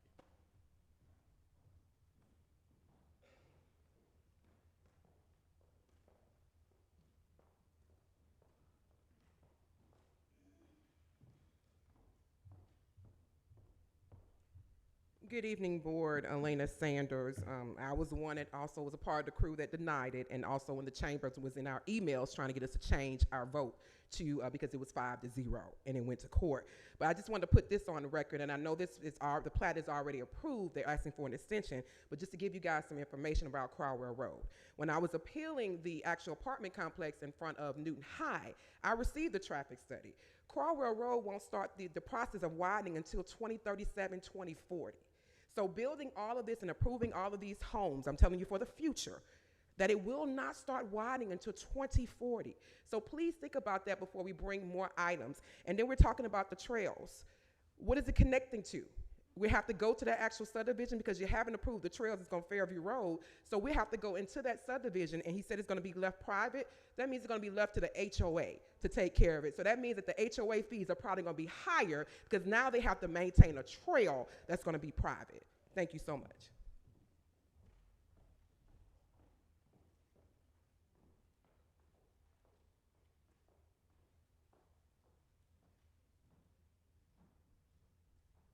Good evening, Denise Williams, Newton County resident.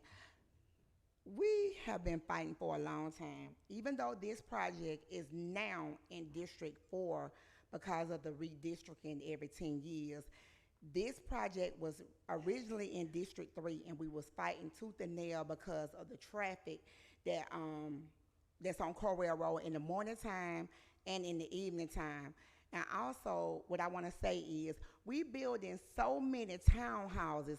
I want to know, is the recommendation to put firewalls in these townhouses? Because we got a whole bunch of townhouses going up on Highway 81, then over here on Corwell Road. Now you're talking about Salem Road. Do these townhouses have firewalls? Because if not, when one of them catch on fire, all of them gonna burn up.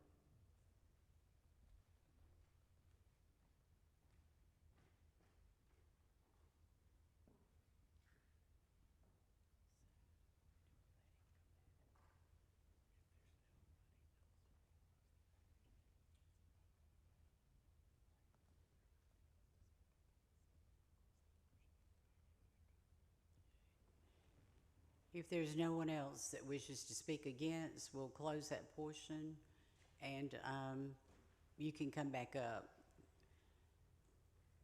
You have the rest of your time.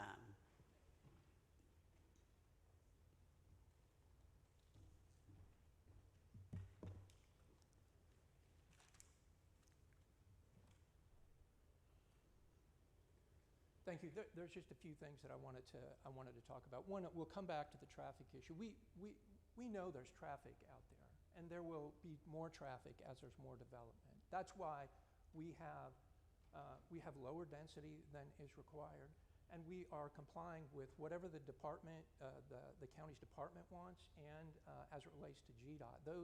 But those entrances to the development were specifically designed with that traffic report in mind to address whatever the county's concerns. So in terms of the trail, that we are doing what we can to provide our part of the connection to the trail, because that's what the county asked us to do. And we are committed to provide that because we think it's a good idea. We can't control what's adjacent to us. All we can do is provide our part of that connection, which we intend to do, and make sure that it's maintained. There was a question about safety and firewalls. Yes, we have firewalls. We are our development's going to be constructed in accordance with the fire marshal's requirements and in accordance with the Uniform Fire Code, which would require firewalls. And in terms of as I understand this discussion about denying this because you want to consider it in the context of your UDO, we are entitled to have our development considered as of the time that we filed the application, the original application, because we are requesting an extension.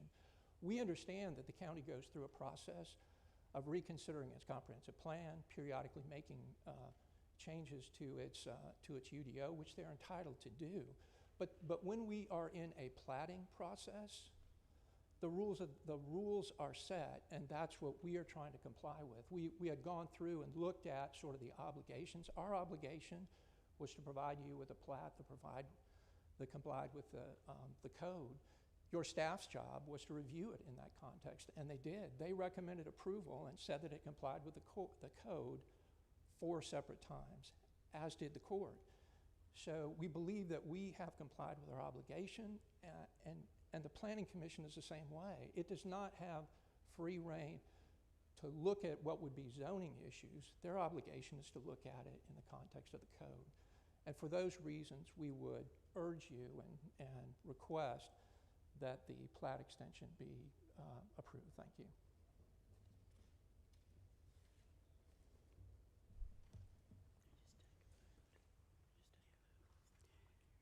Do we have a motion?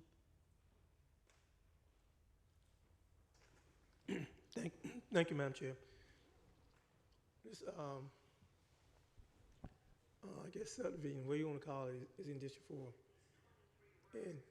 And what I would like for it to be tabled for 60 days, in which we'll come back, and that'll give me an opportunity to do a deep dive with staff and Planning Commission, in which that time I come back and make a motion either to go along with Judge McAfee's or to not approve it.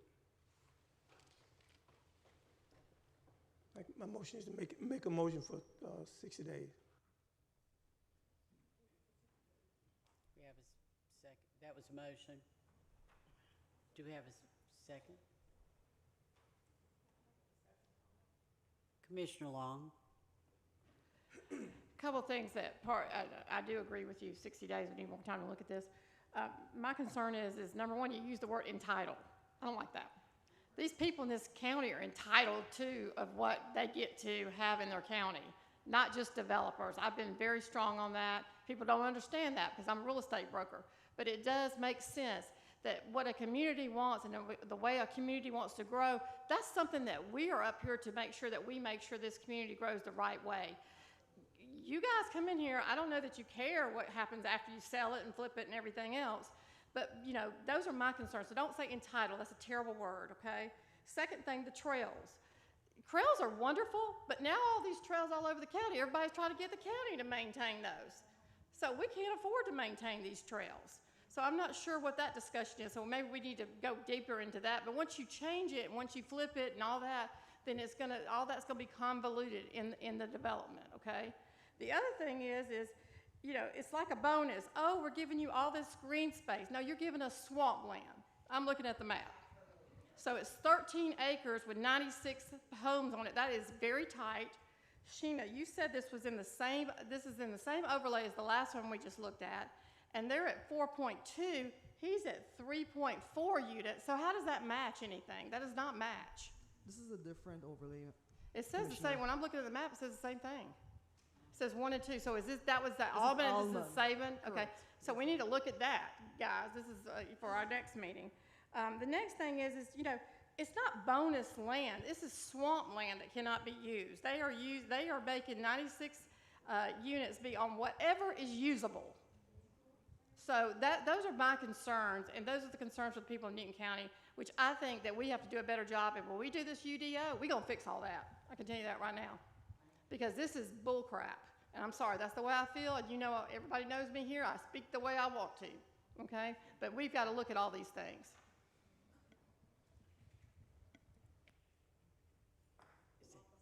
Is that a second? You second. Okay, we have a motion and a second. Any more discussion? All in favor? Okay, thank you. Thank you, Madam Chair. Those are all the hearings for tonight. Those are all? Okay, thank you.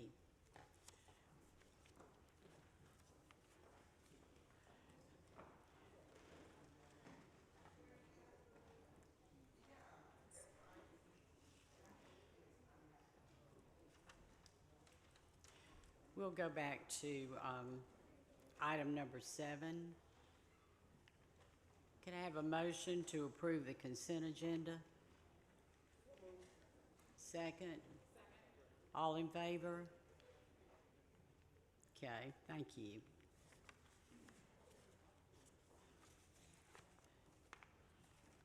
Now we'll move to item 16. And that'll be presented by Marty Kennard.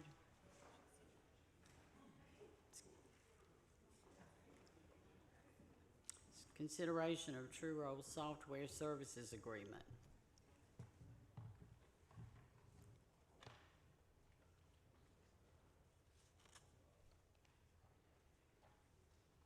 Good evening. I'm Marty Kennard, the Chief Appraiser of Newton County Assessor's Office. True Roll is a vendor that has came to us, and they are looking to audit our homestead process. They're also going to go through and look at ones that may have not applied for their homestead. But this is going to become very important for our digest figures in the future with the new HB 581 that has come in place, which now freezes values and only can increase by a certain incremental based on Department of Revenue every year. So what this service will provide is they will go through and look at all the homesteads in the county and compare it against various databases throughout the United States. It'd be the death certificates, driver's license, vehicle registrations, and other listings as well.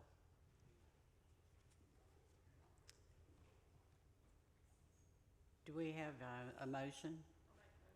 Second? Any discussion? Yes, one. Commissioner Long? Thank you.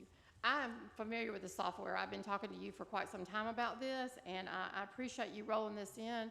A lot of times in my business, I hear about people that they'll say that I'm getting the senior tax exemption. I'm thinking, okay, I work with them every day. How are they getting that senior tax exemption?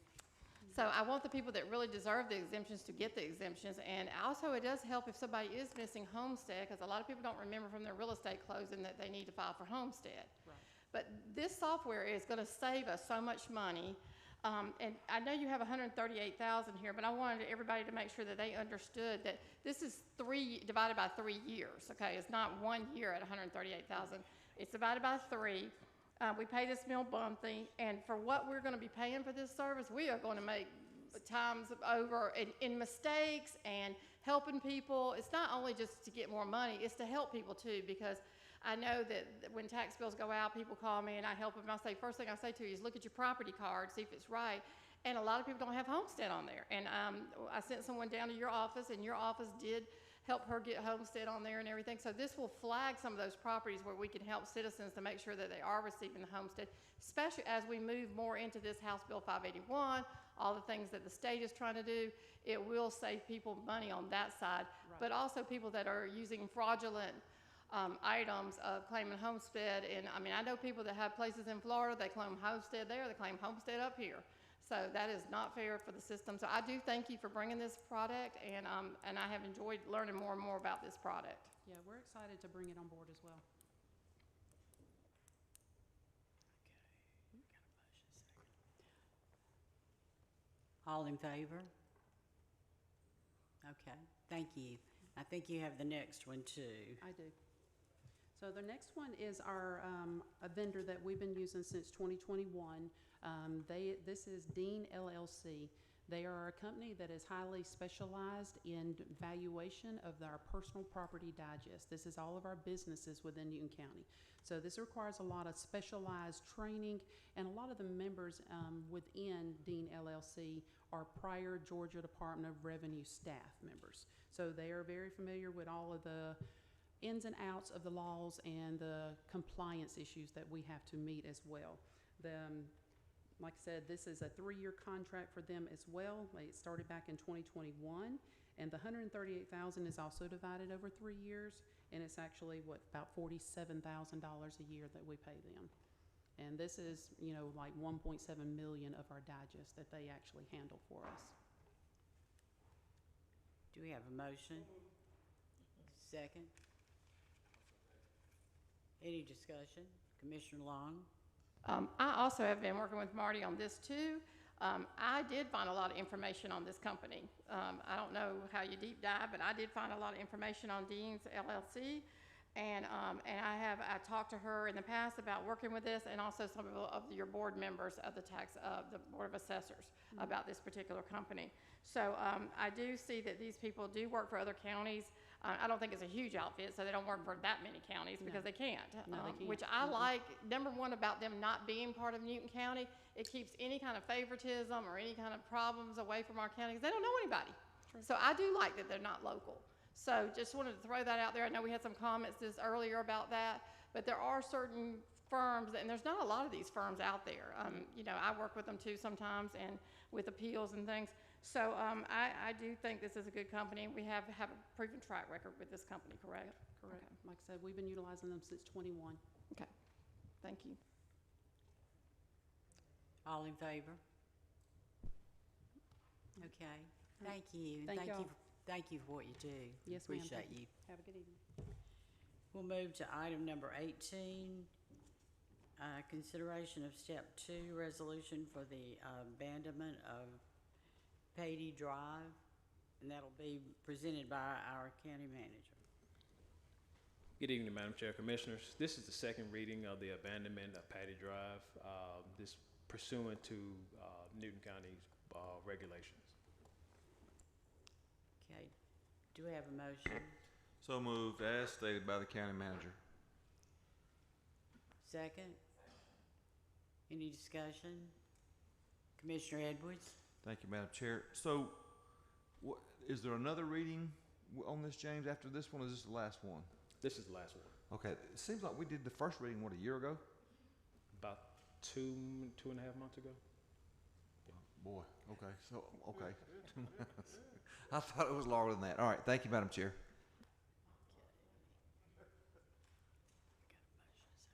All in favor? Okay, thank you.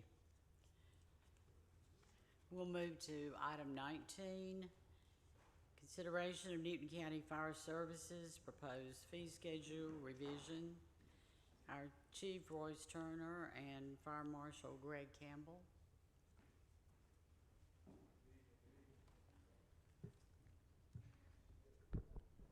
Good evening, Madam Chairman, Board of Commissioners. First, I want to introduce the new appointed Fire Marshal for Newton County, Mr. Greg Campbell. Wanted to make, so you can familiarize yourself with him. Also, we are lucky to get him from Tucker, Georgia, where he served as the Fire Marshal in that municipality.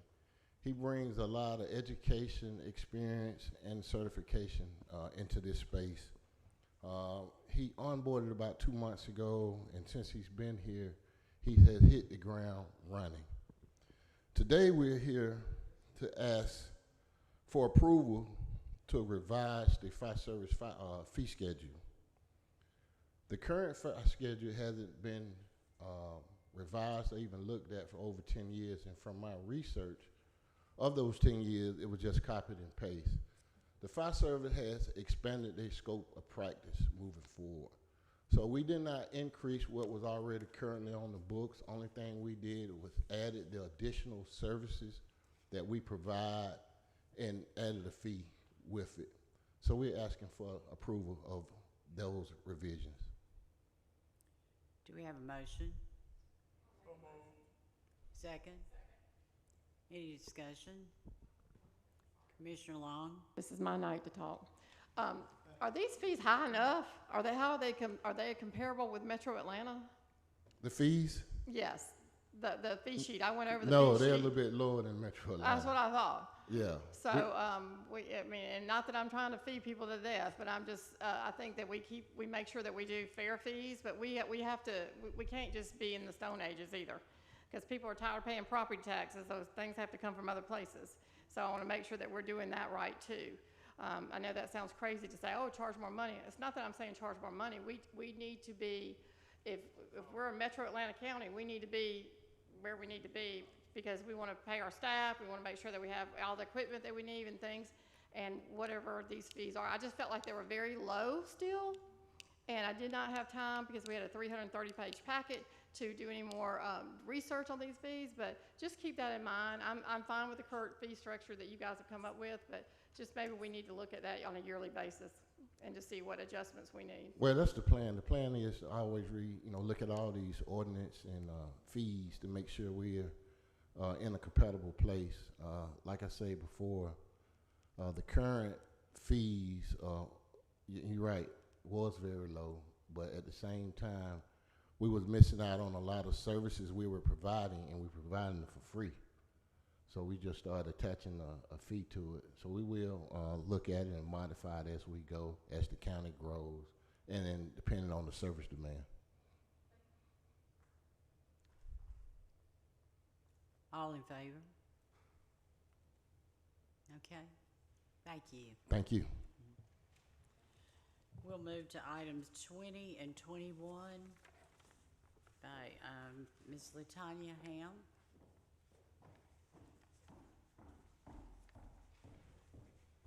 Hello, my board and my chairman. How are you all? I'm coming to you this evening regarding two topics that we have not addressed in almost 10 years as well, which is the pricing and fee schedules for filming within Newton County. We currently know, of course, that Newton County has been named the Hollywood of the South, or should I say nicknamed the Hollywood of the South. And I'm not sure if people know, but we filmed over about 200 films that have been completed within Newton County from about 1954 to present. Over 70% of the films for tourism is actually considered, when they come to visit, it's film inspired. A lot of people want to come and visit to see where all of these shows and all of these films were done. So 70% of that is regarding filming. Also, again, we've not made any increases for any type of price changes for filming, which of course does not benefit Newton County. It's not a revenue generator if we're holding on to fees that are almost a decade old. And I wanted to add that we have never had any type of road closure fees. So normally when you travel within Covington and our surrounding cities, counties, municipalities, if they close a street or if they close a road, they actually charge fees for that. Newton County has never absorbed that until now, and I think it's necessary because we're already talking about community and or road damage. So now we'll actually have fees that are applicable based on the length of road time that there, or road space they're going to use to actually reserve it. So with that, the first thing that we're talking about is just making sure that our ordinances are up to date and that we are making sure that our ordinance rules are matching what our development services and what the guidelines are. And of course, we know the noise ordinance is approximately 11 o'clock at night to 7 in the morning. We're making sure that everyone is adhering to that. And we just want to make sure that our ordinances are up to date as far as our production companies. If they do go over, there are fees that they incur for going over the noise ordinance. Now, of course, filming is eligible to request a permit if they want to extend the time for approximately an hour. But there are fees that are incurred if they do want to do, if you're familiar with filming, some people do film overnight scenes because they really do need it done late at night. So I'm here, of course, to make sure that the ordinances are updated. Now, I provided a packet that is in front of all of you all, and I actually proactively emailed you all a copy of the proposed packet, price changes, rate schedules, and things of that nature. So I just wanted to make sure that we were okay with the documentation. I will say, Commissioner Leanne went in on this packet just to make sure that the information is definitely accurate. Thankfully, we didn't modify too much, but we did want to make sure that the language was very specific and clear. So hopefully everybody is okay with the modifications that are being made.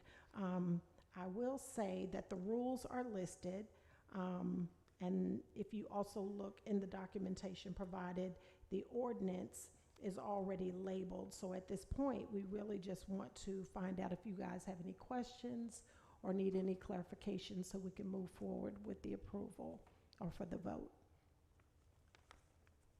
Okay, Commissioner Henderson? Question that I have is, who's gonna, I guess, gonna make sure if they go over time, or who's gonna make sure that they pay? Is it gonna be something did by officer? I mean, I'm just trying to see who's gonna police it and make sure they comply. Oh, thank you for that question. That is absolutely correct. When we're filming on county property and filming usually in communities, we do have to hire off-duty officers. So they are definitely on staff. We usually require a minimum of at least 2. So if they do go over, it is the officer's responsibility to shut it down, for less of a better term. They have to let them know they go by the permit. So if you, and I'm not sure if you know, but filming is actually scheduled in 12-hour increments. So if they start at 7 in the morning, usually it ends at 7 p.m. in the evening.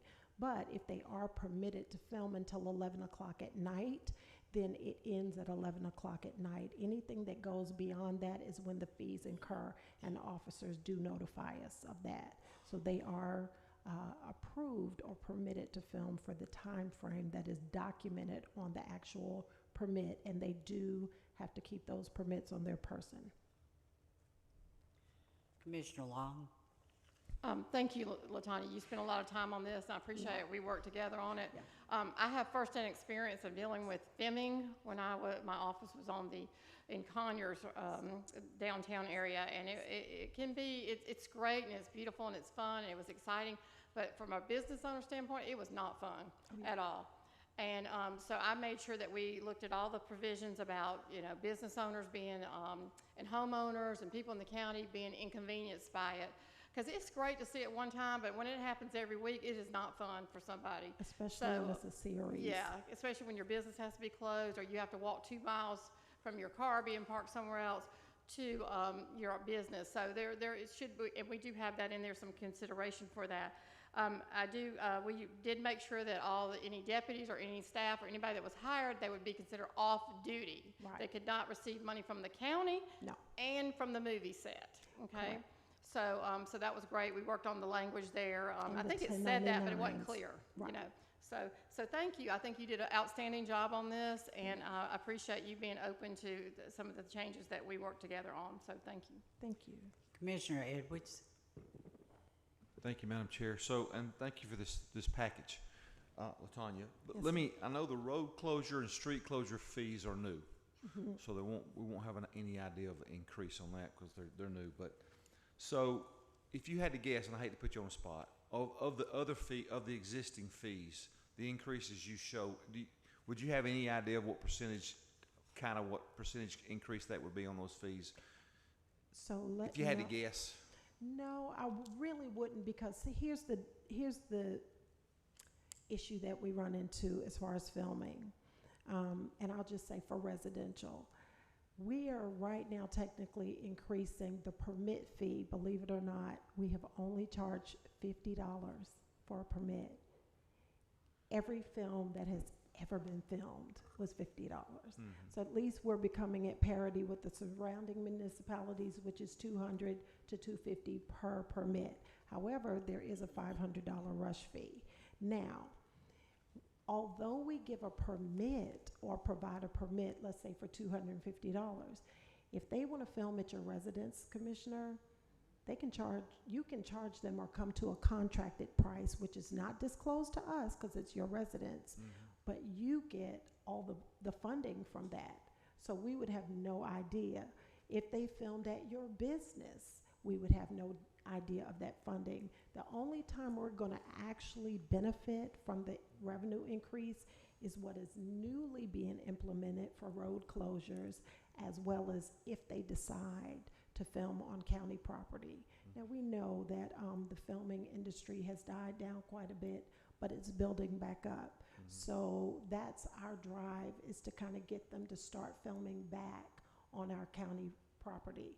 Factory shows, Cornish Creek, they're being repaired.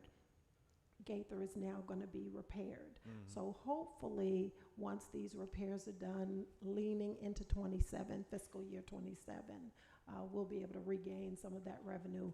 But a lot of it is really going to help us when it comes to those road closure fees, because the homeowners and the business owners do not benefit from anything, but if they damage anything on our road, we never incurred any fees. And of course, our road department had to trudge right out there, repair those roads, and it was always on county dollar. I know logger, not to cut you off, but I know the loggers have to file buy a bond.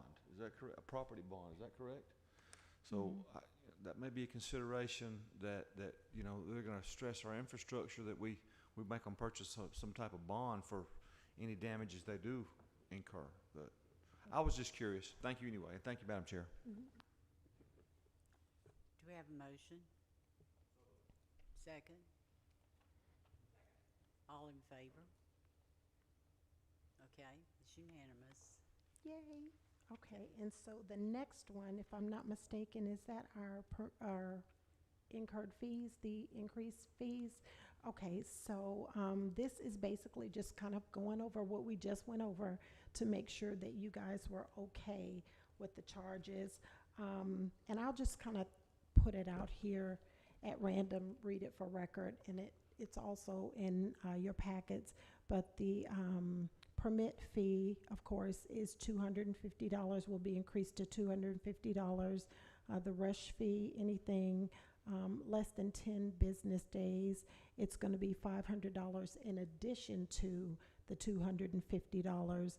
And of course, if they want to close a road, and let me be clear on the road closure, just so that we're clear, we are adamant that we do not want to do a 100% road closure unless it's absolutely necessary. And we do include our road department director, and we also include the sheriff's department officers, usually Sergeant Jack or Lieutenant Miles, to actually go out and look at the road to even make sure it's feasible.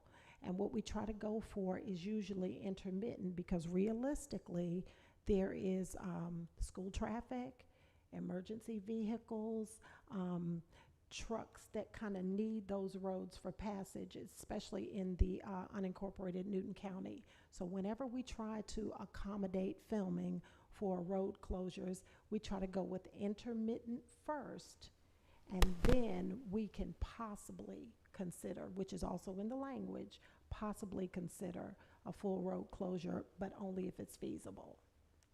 And so with that, if they wanted to do up to half a mile, because as you know, in movies, they have driving scenes, you know, which take a little bit to get from one place to another. So half a mile is going to be 1,000. Over half a mile to a mile is 2,000. Up to 3 miles is 3,000. Each additional mile would be 1,000. Full road closure at minimum is going to be 3,000. A refundable damage deposit is $2,500. Of course, the law enforcement fees, fire, EMS if they're needed to be there, as well as traffic control devices. And then, of course, the overnight fee. If they do need to film overnight, there's a charge for that as well. But all of this is actually in the packet. It's going to be posted for fiscal year 27, and all of our new production companies will be well aware of what those new prices will be. So it's a revenue add for the county that we never had before. Do we have a motion? Second? Any discussion? All in favor? Okay, thank you. Thank you Thank you all so much for so working much. on that. Thank you. Thank you. We'll go to item number 22, and that will be presented by our county attorney, Ms. Johnson. Good evening, Commissioners. Before you for consideration is a quitclaim deed. It's related to a road project, a city road project in the city of Covington. So essentially, the city of Covington and Newton County, they share ownership of a parcel of land, and the amount that they need for the road project is 0.069 acres. So you might have seen it on the drawing that they have. It's just a very small strip of land that they would like the county to deed its interest to the city because it will be a city maintained road. I'm able to answer any questions that you may have. Commissioner Long. Yeah, I was able to look this up. It is in District 5. It makes very much sense to give this to the city and go ahead. So I will make a motion if to approve the grant. Approve the conveyance of the property over to the city. Second. All in favor? Okay, that passes. Thank you. We'll go to item number 23, consideration of grant agreement between Newton County and Piedmont Newton Hospital, Inc. for the allocation of opioid settlement funds.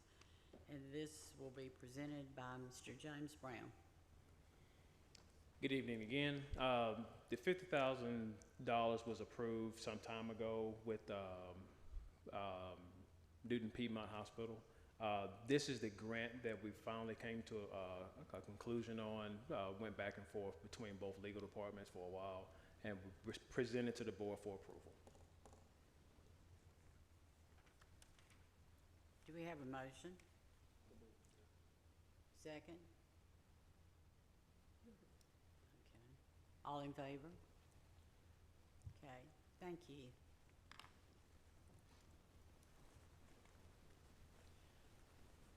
Go to item 24. This will be a first reading.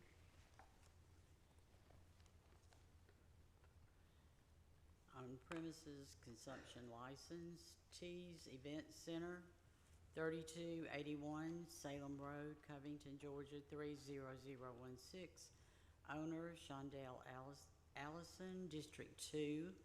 Development Services reports there are no active code enforcement violations or issues associated with this business. The location has received approval from the fire department. We'll go to item 25, which is the first reading on premises agreement, consumption license, Saboras de Alma. That is LLC, 2465 Highway 81, Covington, Georgia, 30016. District 3, owner, Lucirio Ramirez.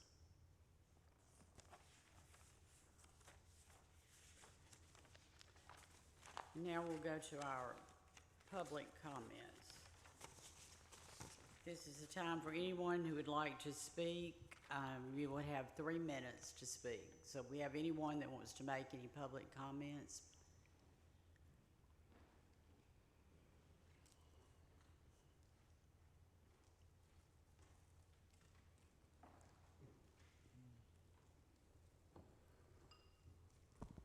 Good evening, Dave Norton of Newborn. Before I forget, the Agenda Center on the county website shows 2 public hearings for millage rates, and when I click on the link, all I get is a blank page. It says nothing about the time, location, or anything, and I know the first one's the same date as the Planning Commission meeting. This Thursday, we have a meeting for it's open to the public, for a UDO update. That's a good chance for anyone out here to come hear what's on the UDO, what's proposed to be on the UDO, because when it comes to the hearings, if you hear it then, you don't have time to form much of an opinion and you only get 3 minutes. So I would encourage everyone to attend that meeting. In the UDO coming up, if you don't like chickens in your yard, don't rezone agricultural land into residential so that it's surrounded by farms, or you're going to have problems. If you don't want a data center, don't give them the option. We have them in Stanton Springs. That's the only place they need to be. Thank you.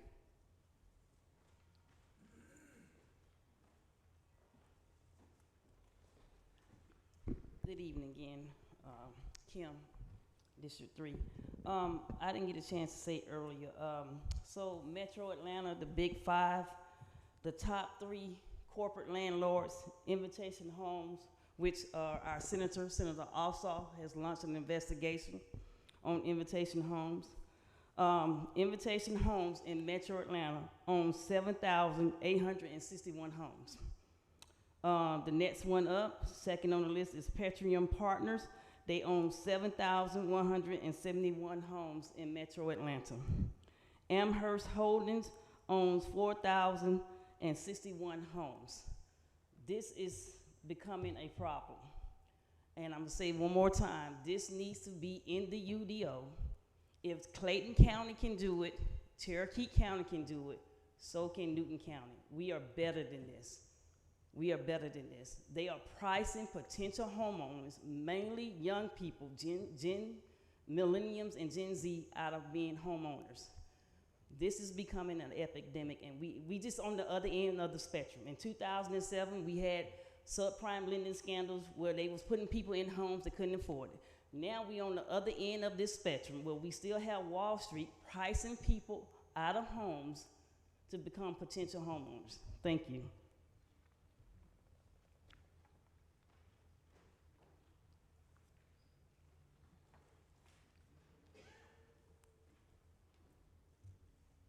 Dr. Tina McCrae, District 2. And I just want to say, first of all, thank all of you tonight for making considerations to put some things off and think more about what some of the decisions were. And one of the things I want to ask you to consider is, while we're not up here just always complaining about what we don't want, what we're asking you to do is, we have all this so-called road expansions, but yet we keep approving building before the roads are expanded. So we don't know what it's going to do to us. We know right now, let me take it back, it's a lot for us. We are sandwiched in. I know you're tired of hearing about Westfield Village, but you all should do a study on Westfield Village. Because another thing that was brought up about walking trails. Honey, Westfield Village has a sign that says walking trails, and let me tell you, it leads right to the water reservoir runoff. There is no walking trail. They told y'all evidently it was a walking trail. It's got a sign that there's a walking trail, and there is not a walking trail. It leads to trash.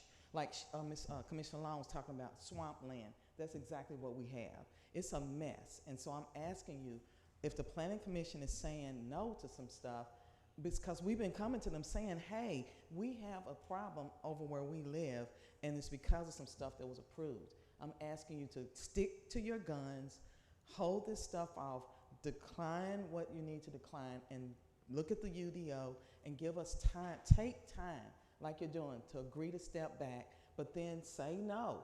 For us, thank you that people think they're entitled to come in and buy land and do whatever they want to us when we live here. That's not right. And so I'm telling you, this is happening. That walking trail stuff sounds good, but I'm telling you, it can be fake if nobody's watching. I like how it was asked, who's going to hold people accountable? I'm asking you to do more to hold people accountable that's coming into this community and saying what they're going to build, and then they bait and switch, you and us. This is happening to you all as well, but we're the ones living with it, because who's coming out there and looking at what these people say they're going to do? I'm asking you to do more this time when this comes up. Thank you very much.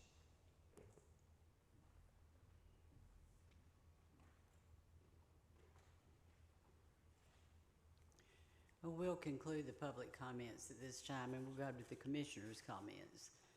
Commissioner Edwards? Commissioner Mason? No comment. Commissioner Cooper? Thank you, Madam Chair. I'd like to say, yes, we do need to do a lot of work on the UDO, especially in District 3. We do have the most high density, so we do need a lot of work. And also, my planning person and I, we talk a lot, and we talk before and after each meeting. So we are pushing back on high density, and I don't think we have approved any high density, or have we approved any gas station. So I just want to make sure that was on the record. Commissioner Henderson. Thank you, thank you, Madam Chair. I just want to say this, and I'll be very, very brief. Yes, I have planning commission members, et cetera. But at the end of the day, the buck stopped right up here, and that's where I'm at. Thank you. Commissioner Long. Thank you. I want to say that the UDO work session this week is a work session for the Board of Commissioners, not a public hearing. Just so you know, I have been advocating for about 9 months for us to all to figure out a time, and it's very hard because we all have jobs and we all have schedules and everything, to get together in a room and kind of hammer some of these things out with this UDO. I think it's so important that we have to focus on it, kind of shut out the noise and focus for a little bit.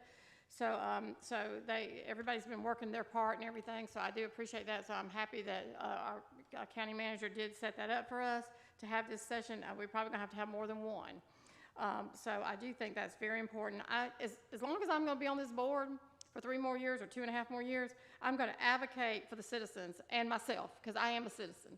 And I'm gonna make sure that what comes to this county is something we can be proud of. And I'm not threatened by lawsuits and things like that. Every commissioner up here has a specialty that they have in their job. They know different things, and we've talked about this many times. Mine just happens to be real estate.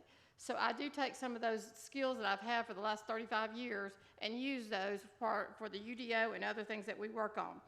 We've been successful since this last 2 years in lawsuits and making sure that Newton County is presented the way that we need to present it, and we've won many lawsuits, so we're not afraid of those. And yeah, there's some people that don't want to spend money on legal. I don't care. If it's going to save our county and save the people in our county, we're going to have to spend some money on legal to win these lawsuits against these developers and send a message that Newton County is speaking for their own people. So I'm sorry, that's how I feel about that one. Also, I'm not that easy to live with. Y'all can imagine that, right? I want to say happy anniversary to my husband of 39 years this week. And he's a wonderful man to put up with me as long as he has. So I appreciate that, and I just want to tell him I love him. Thank you. Do we have a motion to adjourn? Second? All in favor? Thank you all for coming tonight.